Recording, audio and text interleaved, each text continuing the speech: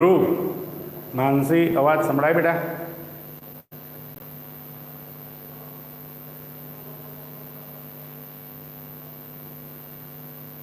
Hello, અવાજ સંભળાય છે?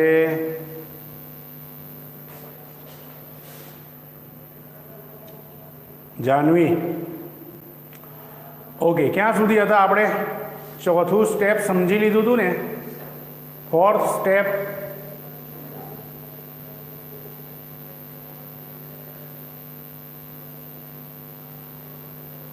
ઓકે ઓકે ઓકે,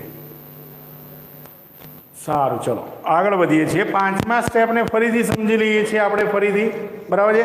તો પાંચમા સ્ટેપમાં શું કહે છે? બ્રિંગ ધ લેગ, તે પગને લઈ આવો. ધેટ વોઝ ઇન ફ્રન્ટ, જે આગળની તરફ હતો, જે આગળની તરફ પગ હતો તેને ફરીથી લઈ આવો. Next to the other one, જે પગ પાછળની બાજુ હતો તેની બાજુમાં. નેક્સ્ટ એટલે શું થાય? તેની બાજુમાં તે પગને લઈ આવો. And then keep the hips off the floor with both your hands supporting the body. જેમ આપણે પુશઅપ કરતા હોય, નીચે તરફ ગયા હોય, તેવી રીતે પુશઅપની પ્રક્રિયામાં આપણે નીચે તરફ જવાનું છે. ને હિપ એટલે કે આપણા જે બુટોકનો ભાગ છે તે ઉપરની તરફ કરવાનો છે. In a pushup position and exhale. Pushup પોઝિશનમાં એટલે કે દંડની જે સ્થિતિ છે તે સ્થિતિમાં રહેવાનું છે. એન્ડ એક્સેલ, શ્વાસ શું કરવાનો છે? બહારની તરફ કાઢવાનો છે. તેનાથી ફાયદા શું થાય છે? તો કે સ્ટિમ્યુલેટ્સ બ્લડ સર્ક્યુલેશન, આપણું લોહીનું પરિભ્રમણ. અમુક લોકો નહીં હોતું કે મગજ સુધી લોહી પહોંચતું નથી, બરાબર? હાર્ટમાં લોહી ઓછું પહોંચે છે. તો તેનાથી બ્લડ સર્ક્યુલેશન જે છે, લોહીનું પરિભ્રમણ, તેની અંદર સુધારો થાય છે. સ્ટ્રેન્થન ધ હાર્ટ, આપણા હૃદયની તાકાતમાં વધારો થાય છે. Strengthen the wrist and arm muscles, આપણા કાંડાના અને હાથના સ્નાયુઓને તાકાતમાં વધારો થાય છે.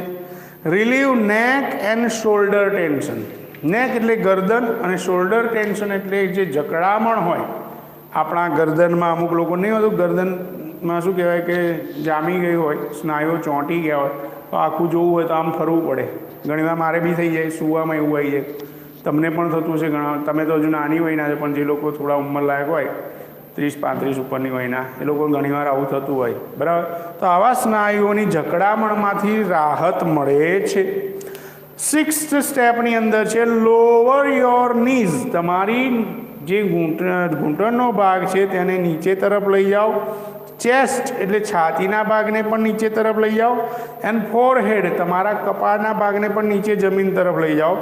With your palms ફર્મલી on the ground next to your chest, તમારી છાતીના બે બાજુના ભાગ તરફ બે હથેળીઓ રાખીને તમારે આમ નીચે તરફ શું કરવાનું છે? જુઓ પોઝિશનમાં બતાવેલું છે, અહીંયા તો કરીને બતાવી શકાય નહીં. તો 6 નંબરના સ્ટેપમાં એવી રીતે નીચેની તરફ જવાનું છે. અને જેમ પુશઅપમાં નીચે પોઝિશન લઈ ગયા હોય તેવી રીતે જવાનું છે. Hold your, okay. Then elbow bent upwards, આ એલ્બો કોણીનો ભાગ છે તે શું થાય? ઉપરની તરફ આવે. એવી રીતે આમ હાથ રાખવાના છે કે જેથી આ ભાગ જે છે કોણીનો, બરાબર, એ શું થાય? ઉપરની તરફ આવે, આમ ઊંચો થાય. હોલ્ડ યોર બ્રીથ હિયર, તમારા શ્વાસને અહીંયા ફરીથી રોકી રાખો.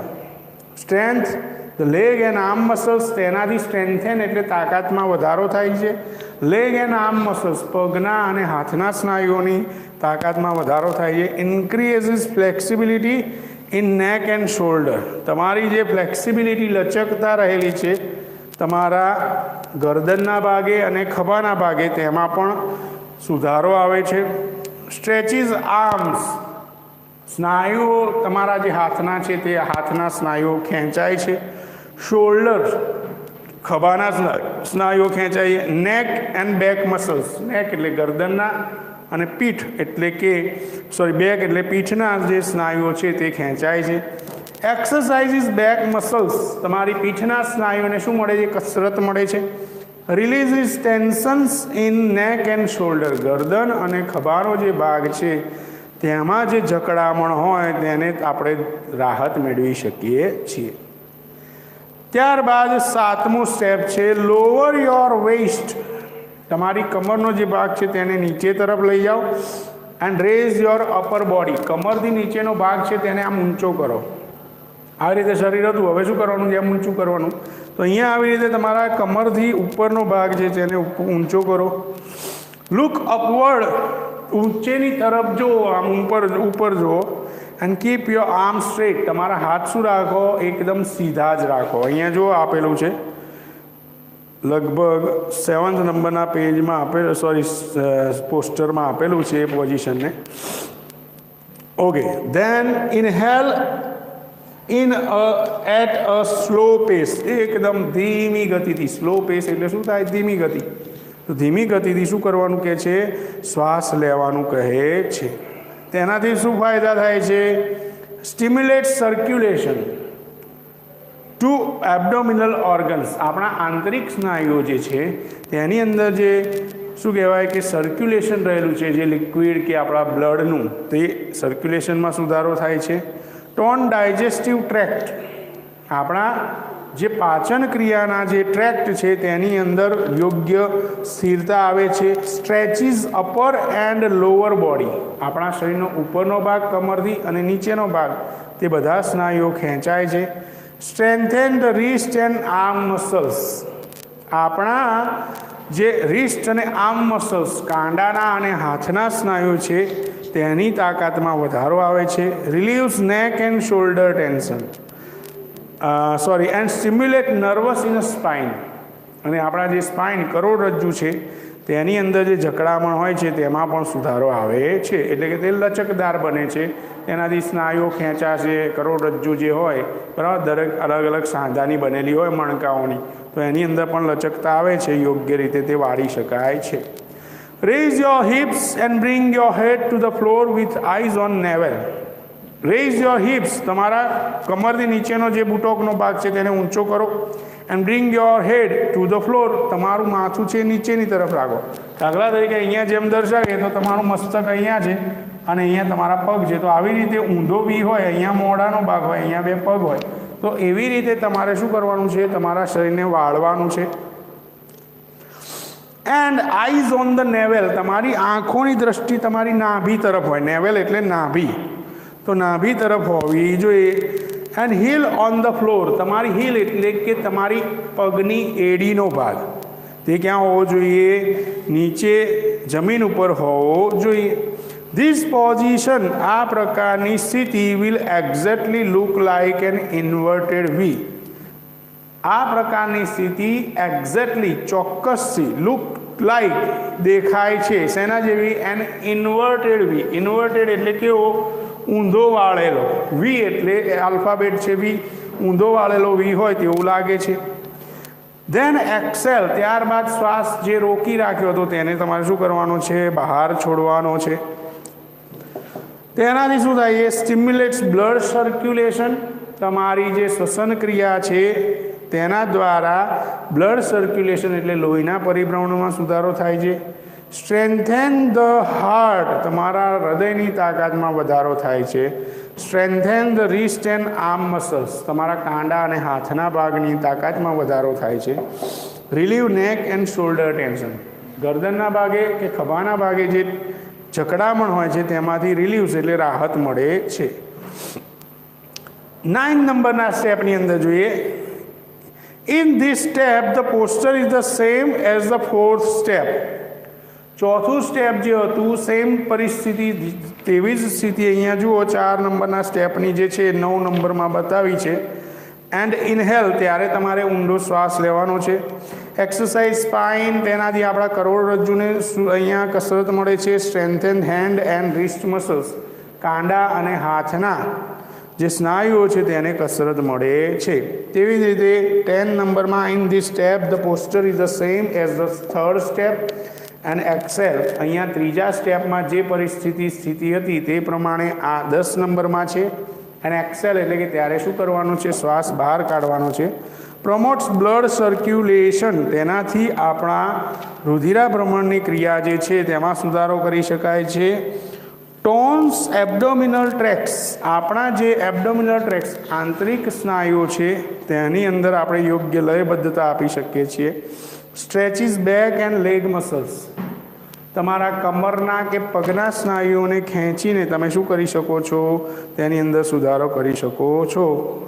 સ્ટિમ્યુલેટ સ્પાઇનલ નર્વસ, તમારી સ્પાઇનલ નર્વસ એટલે કે કરોડરજ્જુની જકડામણ હોય તેમાં સુધારો લાવી શકો છો. એન્ડ સ્ટિમ્યુલેટ્સ લિમ્ફેથેટિક સિસ્ટમ એટલે કે લસિકા તંત્રમાં પણ ઘણો બધો સુધારો લાવી શકાય છે. 11th નંબરમાં સેમ છે જેવું કેમ છે સેકન્ડ નંબરમાં છે.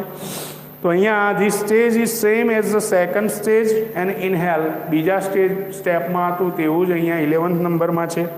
અને ત્યારે શ્વાસ લેવાનો છે, તેનાથી પ્રમોટ બેલેન્સ, સ્થિરતા જાળવી શકાય.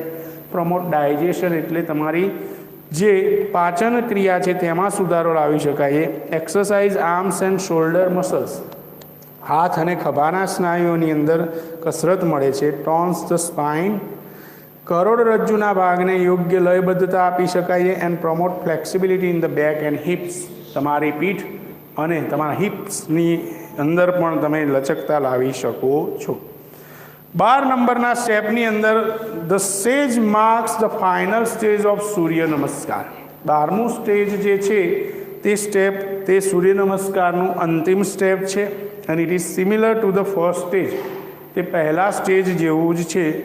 You have to breathe normally here, અહીંયા ઊંડો આંતરિક શ્વાસ કે બાહ્ય શ્વાસ લેવાનો નથી, પણ નોર્મલી જેમ લઈએ છીએ તે રીતે જ લેવાનો છે. તેનાથી પ્રમોટ બેલેન્સ, તેનાથી તમારી સ્થિરતામાં સુધારો લાવી શકાય છે. સ્ટિમ્યુલેટ રેસ્પિરેટરી સિસ્ટમ એટલે કે તમારી શ્વસન ક્રિયામાં સુધારો લાવી શકાય છે.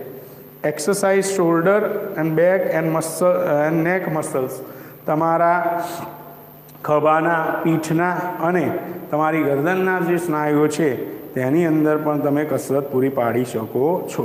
તો આ રીતે સૂર્ય નમસ્કાર જે છે તે તમને ખૂબ જ ઉપયોગી છે, તમારા સ્વાસ્થ્ય માટે, તમારા શરીર માટે ખૂબ જ ઉપયોગી એવું યોગનું એક પ્રકાર છે. તો તમારે આને ધ્યાનમાં લેવો જોઈએ અને તેને કરવાનો ઘરે પણ પ્રયત્ન કરવો જોઈએ. એટલો બધો હાર્ડ છે નહીં, બરાબર. તમારી ઉંમરમાં તો લોકો કરી શકે. જો આ કરશો તો મેન્ટલી પણ તમે સ્ટ્રોંગ બનશો, શારીરિક રીતે પણ તમારું શરીર સ્વાસ્થ્યપૂર્ણ રહેશે, બરાબર છે. તો અહીંયા આ વસ્તુને ધ્યાનમાં રાખીને આપણે યોગનું પહેલું સ્ટેપ જે છે તે ધ્યાનમાં લઈને કરવાનો પ્રયત્ન કરવો જોઈએ. ધીરે ધીરે બીજા અન્ય સ્ટેપ્સ પણ છે કે જે આપણને ઉપયોગી સાબિત થઈ શકે છે. તો સૂર્ય નમસ્કાર મહત્ત્વનું છે, માટે આ યોગ કરવો તે ખૂબ જ જરૂરી છે. તો આ વસ્તુને તમારે ધ્યાનમાં લેવી, બરાબર છે. ઓકે, તો અહીંયા આપણી પાઠની પૂર્ણાહુતિ થાય છે. આશા રાખીએ કે તમને લોકોને ખબર પડી હશે, બરાબર છે. કેટલાય વિદ્યાર્થીઓને કોઈ પ્રશ્ન હોય તો તમે કહી શકો છો. કોઈને ક્યાંય કન્ફ્યુઝન હોય તો તમે કહી શકો છો ચોપડીમાં જોઈને. કોઈને કંઈ કન્ફ્યુઝન છે ભાઈ મિત્રો?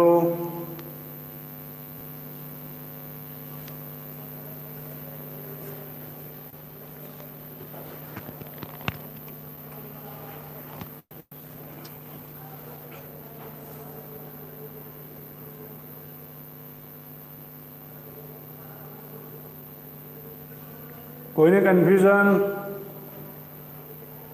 ઓકે, તો નેક્સ્ટ ટાઈમ આપણે આગળ વધીશું, બરાબર છે, નેક્સ્ટ સ્ટેપ તરફ, કે જેની અંદર આપણે એક પાઠની અહીંયા શરૂઆત કરીશું અને તેની અંદર આપણે આગળ વધીશું ટેક્સ્ટ બુકની અંદર, જે થોડોક રમૂજી પાઠ છે, બરાબર છે. પેપર ધ પેન્થમ પેટ, બરાબર છે. નેક્સ્ટ ટાઈમ મળીએ છીએ. Till then take care, by.